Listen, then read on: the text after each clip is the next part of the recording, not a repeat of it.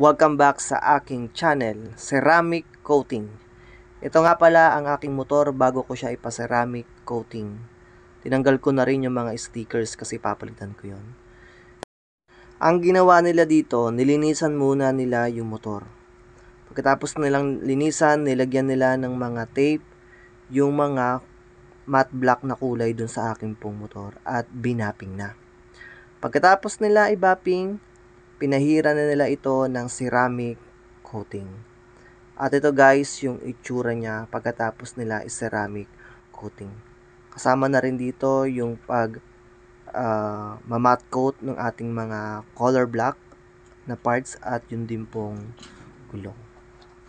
So sa halagang 1,500 to 2,500, mapapaceramic nyo na ang inyo pong motor. Ayan guys, let me know in the comment sections kung ayos ba.